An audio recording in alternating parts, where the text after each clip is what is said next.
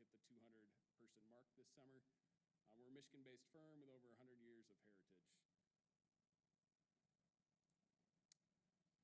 We have over 50 people in our firm. It's actually more now, but that are dedicated to the education niche, to doing school district audits during the summer and fall season. We do perform over 100 school district audits annually, members of various committees up there, and we have over 200 governmental clients in Michigan as well. Into the audit results. If you are looking at the printed copy, feel free to flip to the independent auditor's report. Otherwise, I'll mention a couple highlights up here. First of all, we have an unmodified opinion on the financial statements. So we audited the financial statements for the year ended June 30, 2024. We offer an unmodified or a clean opinion. That's the highest level of assurance that we can give as auditors.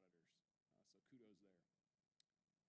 There was a new accounting standard adopted by the district this year that's GASB 100. It's titled Accounting Changes and Error Corrections. It didn't have an impact on the fund level financial statements at all. Really what it did is it classified how the funds are presented, and you'll see that on page 16 and 17 if you were to look at the financial statements. But no impact to the bottom line of the funds themselves. As I mentioned earlier, excellent business office, an administrative team. Special shout out to Scott over here. The audit went as smooth as possible. In the packet itself, it's comprised of 3 sections. The first is the management discussion and analysis. The second is the basic financial statements. The third is the notes to the financial statements. Management's discussion and analysis has a couple of highlights that we'll talk about here for a couple slides. The management discussion and analysis put together by Scott and Garth is really the narrative aspect of the financial statements. So it allows you to step back and you have some comparative information. You have some explanations included in there for why things happened the way they did during the school year. So it's a good resource to read in conjunction with the financial statements. A couple of highlights here. The foundation allowance did increase to $9,608 per pupil. That's an increase of $458 compared to the previous year. Operating grants between federal, state, and local sources were about $18.3 million. It's an increase of about 5.57%. And then instruction and supporting services increased about $2.3 million. That's the expenditures, instruction and supporting services.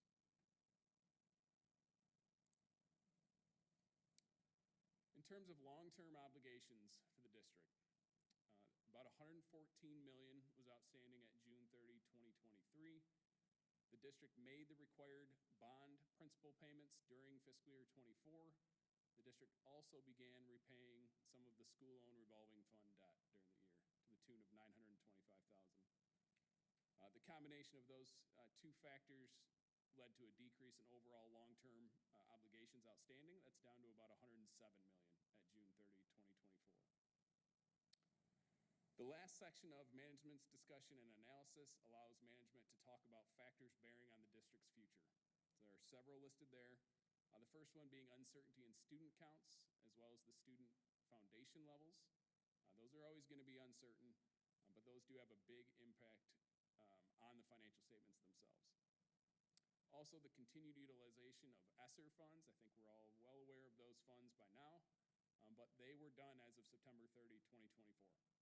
Those funds are not coming back. They were great, certainly useful, but they're now fully spent. The district does take part in the 0.9 enhancement millage through the ISD.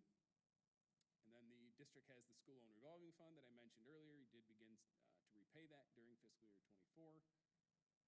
And then in 2017, there's a $29.6 million bond proposal. Those projects are now complete. However, the district does maintain a list of future long-range needs. The statement of net position. So there's a detailed version of this in the basic financial statements. If you were to look at like page 14 or 15, this is a summarized comparative version of the statement of net position. It's full accrual basis accounting. If you want to look at the governmental funds that we'll see in a couple slides here, that's the information you're used to seeing on a monthly basis. This financial statement right here includes all of your capital assets and all of your long-term obligations. Current assets are at about $20.2 million as of year end. That's an increase from 2023. There's an increase in cash, receivables, prepaids. There was an overall decrease in capital assets as of year end of about $2.3 million. You did capitalize $700,000 of investments in the school district infrastructure, if you will, during fiscal year 24, but that was offset by $3 million of depreciation. So that leads to the net decrease in capital assets. Long-term liabilities, like I mentioned, made the required payments during the year, so that number is down. And then there was a decrease in the pension and OPEB liabilities that are recorded here. Those numbers, if you've heard me give this presentation before, those numbers come directly from the state. That's your share of the net pension and net OPEB liability or asset as of year end. Also, there was about an $11.3 million improvement in net position. So net position at the end of the year was a negative $61 million. That is very common in the state of Michigan to have a negative net position there. It's because you have a net pension liability recorded on there for $53.9 million. That's primarily why you have negative net position. Here's what I was talking about with the governmental funds. These are your fund level financial statements, the general fund, capital projects fund, your other non-major funds, which include food service, student and school activities, the 2020 building and site bond fund, and then your debt service funds. This is the information you're used to seeing. And we'll touch on the budget to actual in a second here, but in terms of assets and liabilities and fund balance, assets for the general fund were $13.4 million. Liabilities were just under $6.6 million, meaning that fund balance at June 30, 2024 was $6,835,336. The Capital Projects Fund had a fund balance of just over $6 million at year end, and then your total other non-major funds were about $1.3 million as of year end. In terms of revenues, expenditures, and changes in fund balances for the governmental funds, the general fund in the first column there, total revenues about $42.7 million, total expenditures $39.3 million. Some other financing sources or uses are listed there of about $2 million, meaning the net change in fund balance for the general fund for fiscal year 24 was an increase of just under $1.4 million. That leads to the ending fund balance of about $6.8 million, which is about 16.5% of total general fund expenditures and other financing uses, I should say. Total expenditures and other financing uses. So 16.5% in fund balance. That's an increase from last year, so kudos there. Total fund balance across all funds as of year end of $14.25 million. Talking fund balance, quick fund balance comparison here to your neighboring districts. This information is from 22-23. We don't have all the final numbers for 23-24 yet, but you can see all districts in the Ottawa area ISD, the average general fund balance was 18.9%. Allendale was at 14.4% last year, but you did go up to 16.5% this year. So that gives you kind of a brief snapshot of how everyone around here is doing.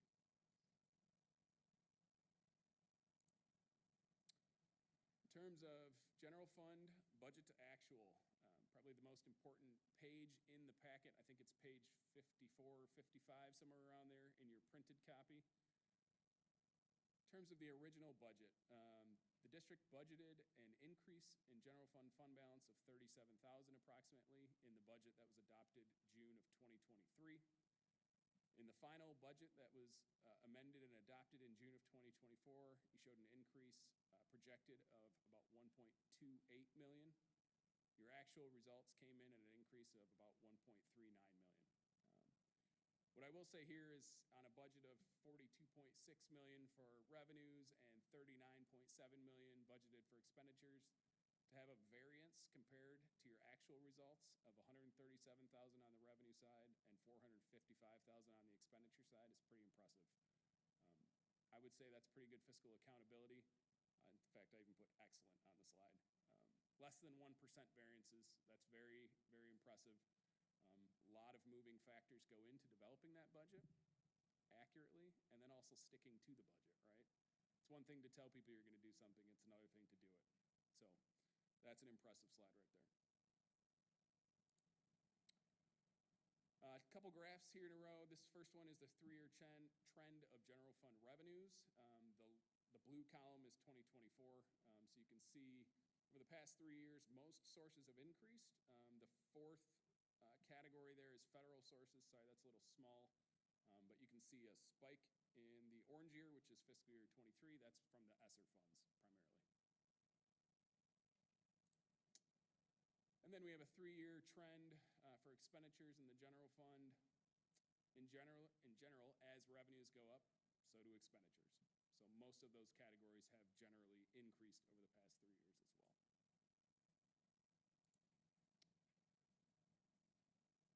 Allendale also has a single audit. As part of the financial statement audit, they have a single audit. It's a federal compliance audit. So because the district spends more than $750,000 in federal funds, you are required to go through what we would call a single audit. Some people refer to it as a federal compliance audit. We picked the major program to test for fiscal year 24 as the special education cluster. We then test the compliance requirements that we consider to be direct and material to that program. We did not have any material weaknesses. We did not have any significant deficiencies or other audit findings to note as a result of the procedures performed on that program. So that's as clean as you can get on the federal compliance audit as well. So this page right here shows you sort of a summary of the overall results of the audit. In terms of the financial statements, we had an unmodified opinion. Again, that's a clean opinion or the highest level of assurance that we can offer as auditors. We had no material weaknesses or significant deficiencies identified in internal control over financial reporting. Similarly, with federal awards, as I just mentioned, we had no findings there as well. And then it does note the program that we tested and that the district qualified as a low-risk auditee for fiscal year 24. So that is exactly how you want that page to look. A couple of additional audit documents are included with your packets up here. The first one is a governance letter. It's addressed to the board. It's really a summary of everything that we've talked about, everything that's contained in those financial statements. The purpose behind that letter is if I had met with Scott and Garth a few weeks ago and gone through the drafts and you never got a copy of the audit report, as an auditor, I'm required to give you that letter so that you can understand, at least at a high level, what happened during the audit. So if we had any findings, they would be in there. We do not. The second document is what we would call our management recommendation letter. So as we're going through our internal control walkthroughs, as we're going through some of our fraud risk assessment procedures, as we're testing, let's say, expenditures or cash receipts, we might notice something little that we think could be improved. We'll meet with district management to say, here's what we saw. Is that what you understand as well as happening? And if we agree, we'll come together to have a recommendation in this letter. So the first one that's noted on there is that the food service fund balance is still too high. That's very common in the state of Michigan for school districts. Because of the influx of federal funds in the food service fund, you can't spend it fast enough and you end up with too high of a fund balance per the USDA regulation.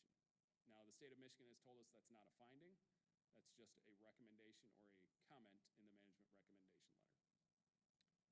The second one, or the last bullet point on that slide, is that there are improvements being made to the bank reconciliation and the cash receipt process. We noticed a couple areas that could be improved. We met with management, and they already have improvements being made and changes to the processes being made. So kudos there to the district for really taking that one head on and making the changes. So overall, it was a very clean audit for fiscal year 24. I want to thank the district for all of your help. And thanks for having me here tonight. I'm happy to answer any questions. We could have a study session later if you want to go through the full 80-page detail. I'm happy to do that too. But thanks for having me tonight.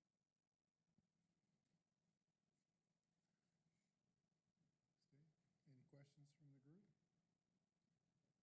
I think the only question I have is the improvements you said we're already making. Can you speak to those, what we're doing? Sure. So we used to have another half-time person in the office who helped with like accounts receivable and some of those things. And then that position had been contracted through the ISD. That person left to go to another district. The ISD didn't replace that person. And so what we did is we increased Scott's hours to help cover some of that loss. And so what we did then is we kind of lost a little bit of that, that secondary backup. And so what we've done now is Scott's worked out a plan where certain things that the former person would have done, now Ray, our payroll person, will, to do, and then some other things Amy's actually going to help with. So we just kind of reassign some of those things that used to be a part of that other person's role. Yep, good question. All right, I think we're all set. All right, well, thank you. Appreciate your group very much. They are great to work with. Thank you. I will let them know. Yeah, please do. Enjoy the rest of your meeting. Thank you.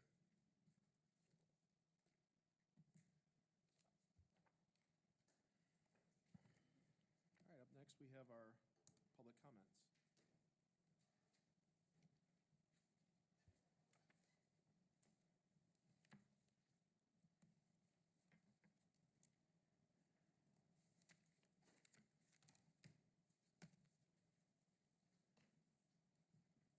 First on the list is Brandon Tenbrink.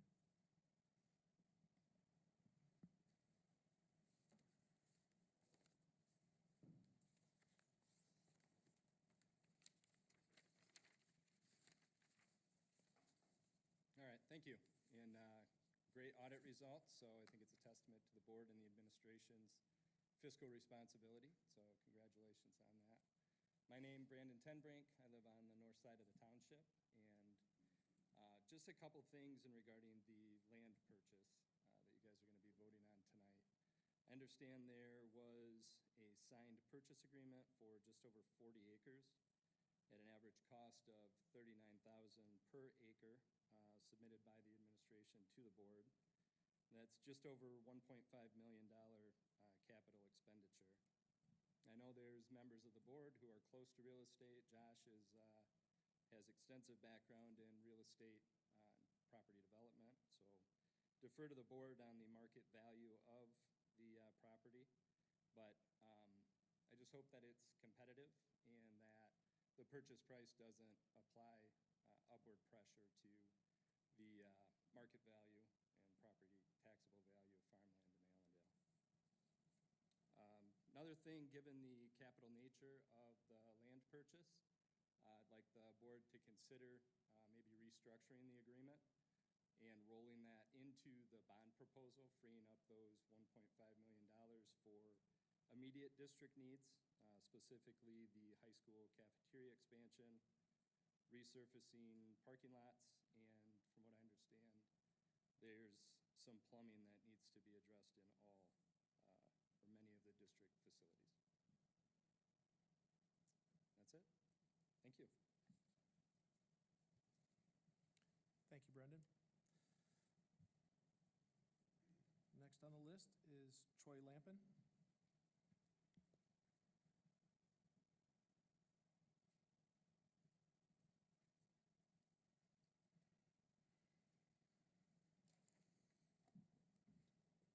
Good evening. Most of you know me from being here every time, but for those of you who don't know, I am Troy Lampin. I just wanted to take a brief moment to introduce myself. I am running for school board this year, and hopefully will have a seat up on the board given if everyone chooses to elect me or not. I am a firm believer that the three pillars that would make me a good school board member are my commitment to this community, my compassion for its students, and the involvement of parents. I am a very committed student parent. I serve on the student leadership team at the ECC, have been for 3 years now, and I find that is a very rewarding thing for me. I get to be involved in my child's development directly in the school. I also volunteer with fine arts and PTO at every opportunity throughout the year. And as many of you know from previous comments, when the art program does their art hangout, that is my jam. I love doing that. I am also the founder and managing person of 2 different social media sites that bring district awareness and also highlight board operations and actions. And I obviously attend and speak at board meetings quite regularly, as most of you know. I like to believe and strongly believe that every student is unique and needs to be met where they are at. And I think that is an opportunity for us as a board to continue that and grow stronger in that.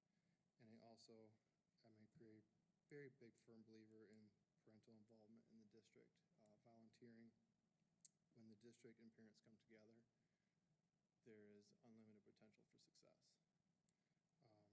So just to wrap it up, I have a very thorough understanding of the district, and I am very excited to help this district grow. Thank you.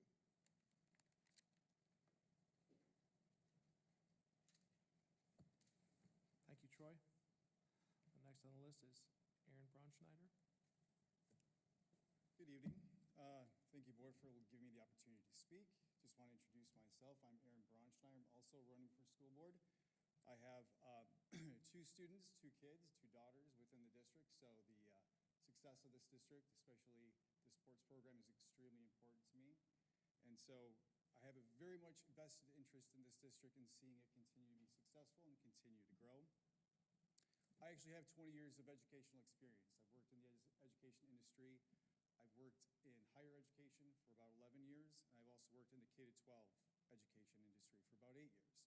So I've been in boardrooms just like this and various different school boards across the country, private schools, public schools, charter schools. I've been and met with many, many administrators, talked to different building principals, and helped them achieve their education and financial goals. I've worked with school administrators from different worldviews and political backgrounds. I have the opportunity to discuss what their community's worldview and what their opinion is, what they're looking to be successful within the district. And I've allowed myself to present some data, some other evidence-based solutions to help those districts and those schools be successful. I'd love to be able to bring this experience to Allendale Public Schools and look forward to getting everybody's vote, hopefully, on November 5th. And if elected, my commitment will be to be fully transparent. That is extremely important. Obviously, transparency is key when operating at a school board position, but also the success of our students will be top priority for me, as well as continuing to make Allendale Public Schools a desirable district for teachers in West Michigan. There's a national teacher shortage that is going to continue to get worse before it gets better. And so if we are able to continue to make this a competitive district amongst the other Ottawa County districts that you saw in the spreadsheet or in the slideshow earlier, we are going to have to be very diligent in our opportunity to be financially, fiscally responsible, but also the opportunity to make sure that we are hitting those academic marks. Thank you for your time, and hopefully everybody will be there on November 5th at the polls. Appreciate it. Thank you, Aaron. Next on the list is Marcus. I apologize, I can't read your name. Marcus? I'd like to pass, thank you. Oh, okay. All right, if anyone else would like to speak, you may at this time.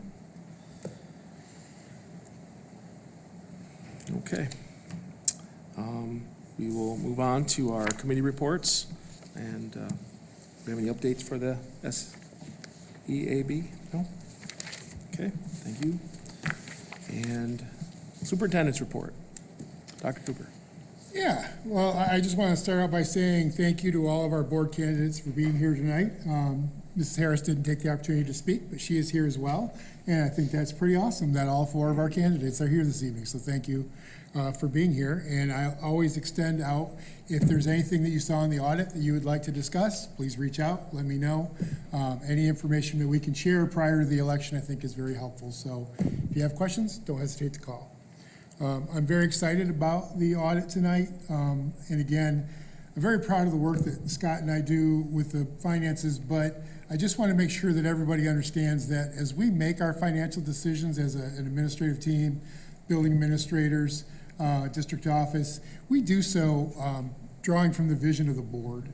Like, it's really clear, having worked with the board, you know, what you want to see out of student success and student supports and mental health supports. And so we look for those financial opportunities to invest in the things that the board has indicated is important to them. And so I think this audit is also a really strong reflection of the great work that this board is doing. So just wanted to say congratulations to you on that as well. And that's all I have. This time we have our board comment section. Josh, I usually go ladies first. I'll start with you today. I'll just change it up. I just want to say thank you to Scott and Dr. Cooper. When I came on the board 8 years ago, our fund balance was very low, nearing the state margin to intervene into the district's finances. And I mean, really, we've been able to, as Dr. Cooper mentioned, grow a lot of programs, grow as a district. We've given consistent raises. Finances have been going in the right direction, and we still managed to increase our fund balance. So I'm super proud that that has actually taken place over the course of the last 8 years. So thank you to you guys for your leadership in the district and help make that happen. Thank you. Thank you, Josh. Anna? No comment. No comment tonight? Liz? No comments. Kim? I would just like to thank Garth and Scott as well, and Dave, who's not here anymore. Yeah, he left.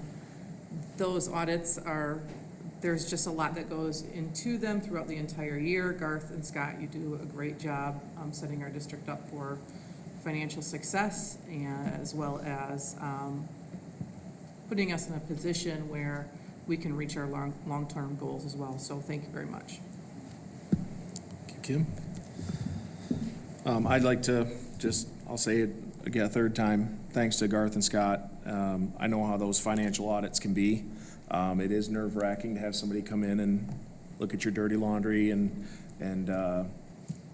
try and find mistakes or holes in what you're doing. They not only look at the numbers, they look at the process, and they look at the fact-finding of, finding the misappropriation of funds in the worst case, but your technical ability to log and be redundant with your funds. So thank you. It's not easy. Also, good luck to the soccer team tonight who's playing right now. All right. Up next, we have our action items, and first on the list, I have a motion to approve the high school girls basketball field trip as presented. I make a motion to approve the high school girls basketball field trip as presented. Support. All right, a motion by Anna, second by Liz. We are open for discussion. So we presented the details of this at the work session, but basically our boys and girls, we'll get to boys in a minute, were invited to go to the famous Hickory Gym down in Indiana to play a scrimmage against Fruitport. It's a unique opportunity and should help them to do some team bonding. All of the trip plans are in place, and I think that it's a great trip to support. Thank you. Any further discussion? Okay, all in favor, say aye. Aye. Aye. All opposed, say the same. Motion passes as presented. And next we have, do I have a motion to approve the high school boys basketball field trip as presented? I make a motion to approve the high school boys basketball field trip as presented. Support. Motion by Anna, second by Liz. And Dr. Cooper? Yeah, I call it the Hickory Gym. It's actually the Hoosier Gym. The Hickory is from the movie, so sorry about that if you watch the movie Hoosiers. But same trip, and just for the record, the girls are staying overnight at an Airbnb, and the boys are staying overnight in a hotel. So even though they're traveling to the same location, they'll not be staying in the same location. Thank you. Any further discussion? Okay. All in favor, say aye. Aye. Aye. All opposed, say the same. Motion passes as presented. Do I have a motion to approve the high school, high school music field trip as presented? I make a motion to approve the high school music field trip as presented. Sorry about that. Do I have a second? Support. Good save. For those of you who don't know, I made a typo on the agenda. It's okay. I have a motion by Anna, second by Liz, and we are open for discussion. Yeah, great save. So, again, this is for November 20 to 25 of the year 2025. And they just like to have a nice, long advance notice because there's a lot of fundraising that goes into that. This is a trip that we've taken in the past, and it's very well organized, and we'd like to get your support. Thank you. Any further discussion? All in favor, say aye. All opposed, say the same. Motion passes as presented. Do I have a motion to approve the purchase of a new John Deere tractor as presented? I make a motion to approve the purchase of a new John Deere tractor as presented. Support? Motion by Liz, second by Anna. Yep, we are looking to replace our 1998 model, and Mr. Torno found a good price through the state of Michigan bid system, which helps districts get a good rate on equipment like this. And so we would like to purchase this John Deere tractor for the price listed, understanding that we've been offered a little bit more than $6,000 for a trade-in as well, so that the final price will actually be lower than that. Okay. Any further discussion? Amy? Ramey? Yes. Thurkettle? Yes. Canada? Yes. Hendricks? Yes. Mango? Yes. Motion carries as presented.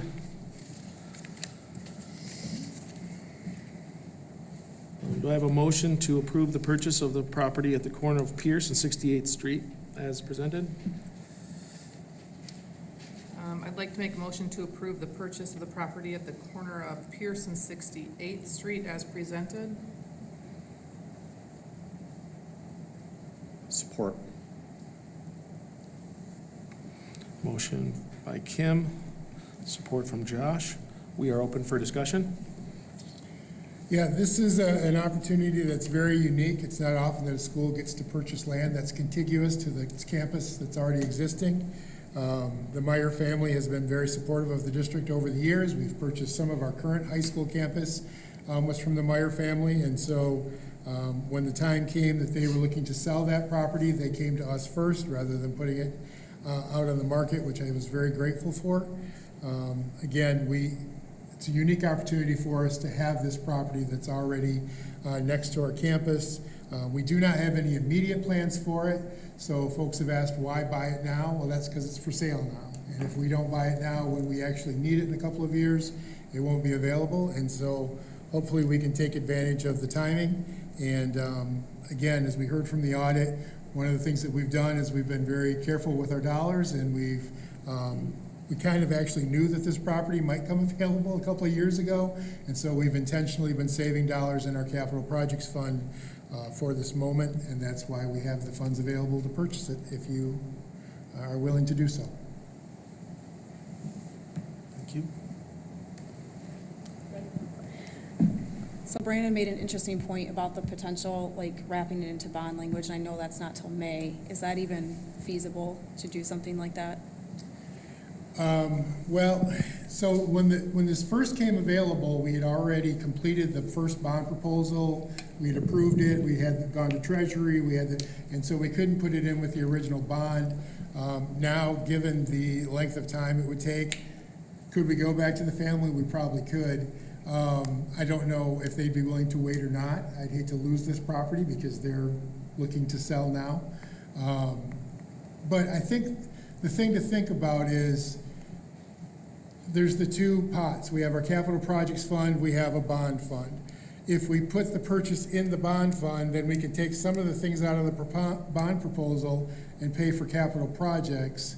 Or if we leave it as it is, then we put some things in the bond that we could have covered with capital projects. You can get the same things done with the same pots of money.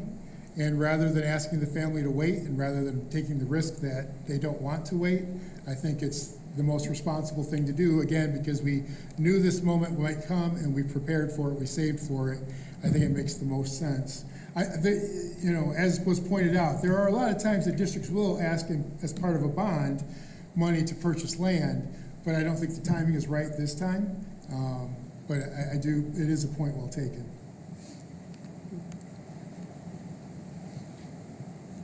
How long does the contract go right now? Like, is it as far as this meeting on our vote? The purchase agreement? Or the purchase agreement? It expires 90 days after it was signed, Okay.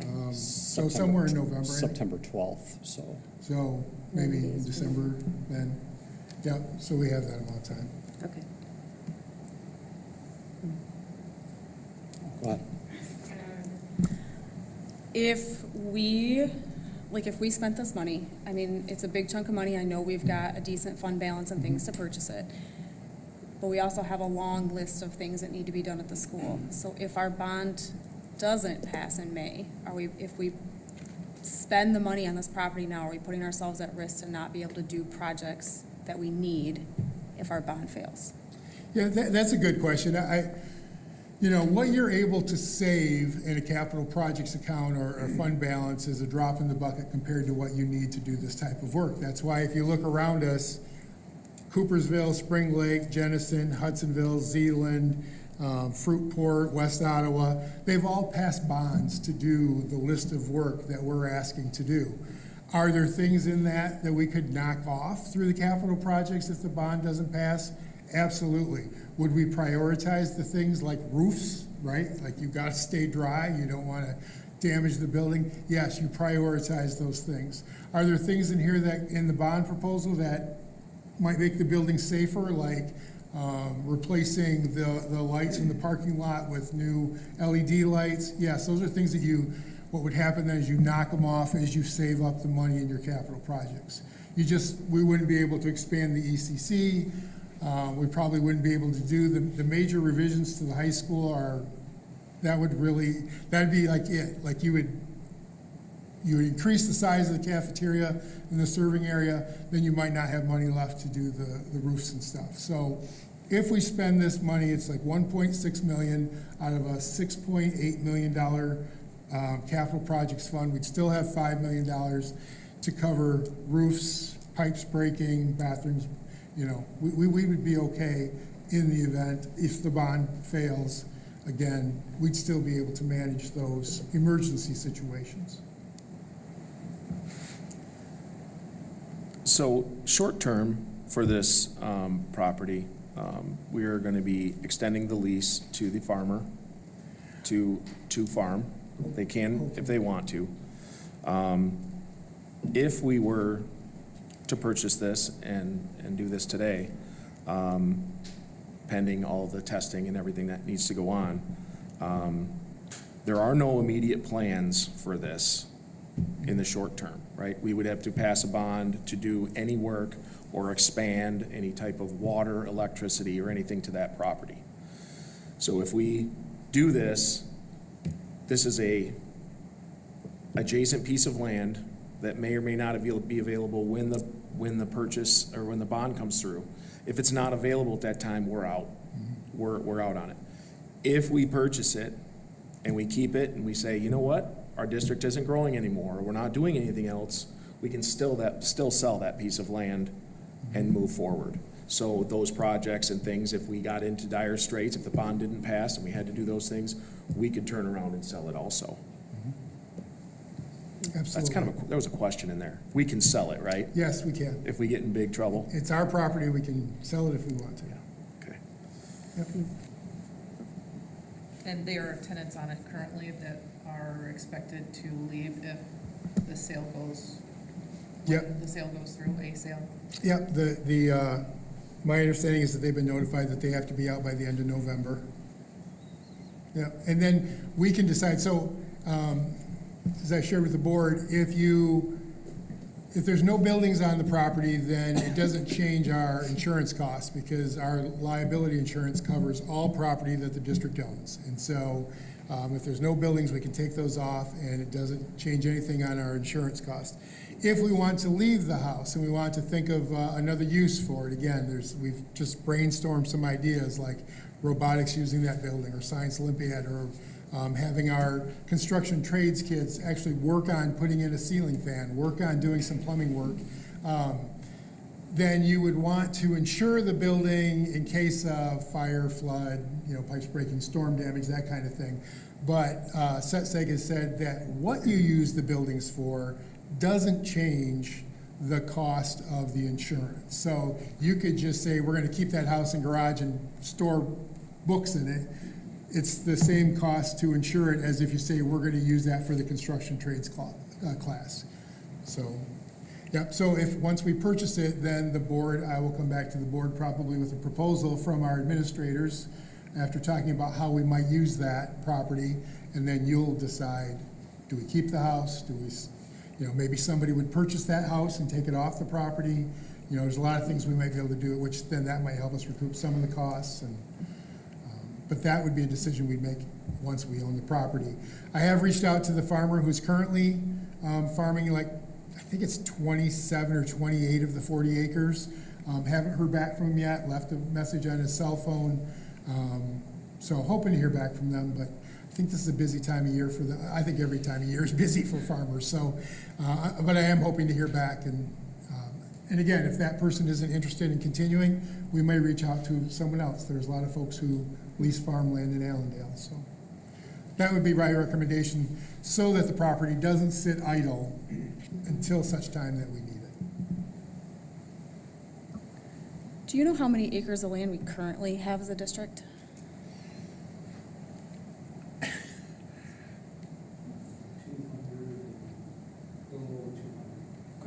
160 on this site. Okay. It's 80, so 240 acres and 80 of those. Okay. So looking at some of the unused, I'm sorry. No, you're good. Okay. There's a lot of space now. So is there things that we would want this 40 for that we can't do with what we have now? Yeah, well, so a lot of that land can't necessarily be built upon. There's retention ponds, there's the creek that comes through. So there's a lot of areas. There's areas like, if you look at behind the middle school, for example, on the far side of the bus loop, that's where the geothermal wells are. So you can't build on top of those. And some of the area behind the high school, you can't build on top of those geothermal wells. So there is a lot of land that can't be developed. I think that's the biggest thing. Then if you look at here, yes, we have a lot of land, but where are the areas to build? Well, it's where we have Rocket football. So if we build where Rocket football is, what do we do with our Rocket football program? Or our ASO soccer? There's some area here we could expand Oakwood, but then you don't have area for the ASO soccer field. So, when you talk about putting up a building, it's a large footprint. And again, because that building will need geothermal wells, so it will need a field for that. So I'm not saying we couldn't do some type of building on the property that we currently own, but it's not as open as you would think because of all these other natural areas that you can't build upon. The property for sale, is that all buildable land, or are there patches of wetlands or whatever there may be in that? There's a creek that runs through there. Seve drain, that's what it is. Sorry, thank you. The Seve drain does run through there, so that it's right in the middle of the tree line, or the tree, far of the trees. That's the edge of the property. Okay. Yeah. But if we look at the property, it's In divided general, up it's where. pretty wide open. Yeah. Most of the 40 acres is usable.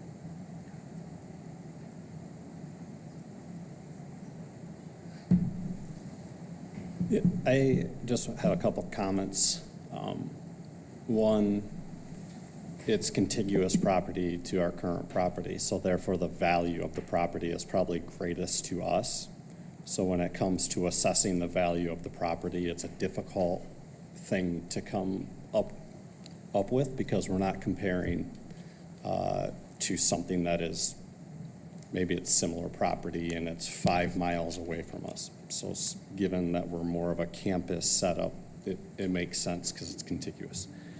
Would I like to pay less for the property? Always. But given the fact that the sellers are selling and they're willing to sell for us for that, if we do not buy it, there will be other people that will buy it. So I think for that, those two things alone, it's enough for me to say, even if we never use it and hold on to it for 10 years and we don't have a plan, or say Allendale goes in decline, homes stop building, people move out of district, et cetera, we'll sell the property then at that point. So I think it's a worthwhile investment to have just for that, the contiguous nature, it's within our campus footprint, et cetera. I really think that some of the other things are just function of operations that it's stuff that Gary, the facilities, the property, I mean, they'll figure that type of stuff out. And then we'll have it and be able to decide versus letting someone else come and decide. The last 3 projects that we've done in Allendale as real estate development for homes have been bought before they were even started by other builders who are coming in to buy the entire subdivision to be able to determine what happens there, even though they aren't building all the homes in year 1, 3, and 5. They want to dictate what happens in there, and so I like that we have that leverage of holding on to that and not letting someone else come in and pressure that. Again, would I like to pay less money? I absolutely, but if this is what we have to pay to get it, then I think that we should go ahead and do it.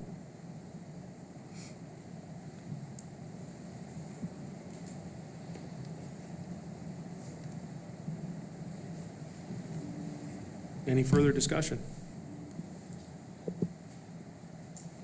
Okay. Amy? Thurkettle?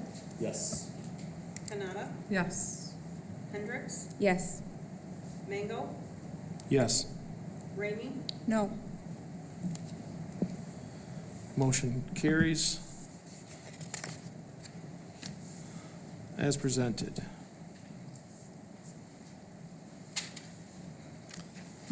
Okay. Do I have a motion to adjourn at 6:51? Motion to adjourn at 6:51. Support?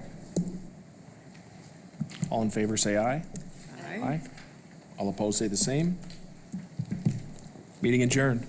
Thank you, everyone, for coming.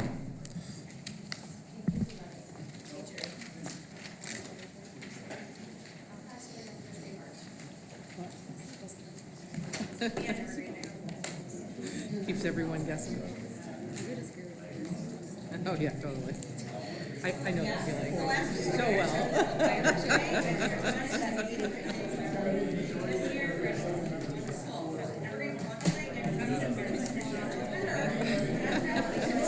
You know what, it lasts so long in your head, but it like just, it actually happens so fast in real time.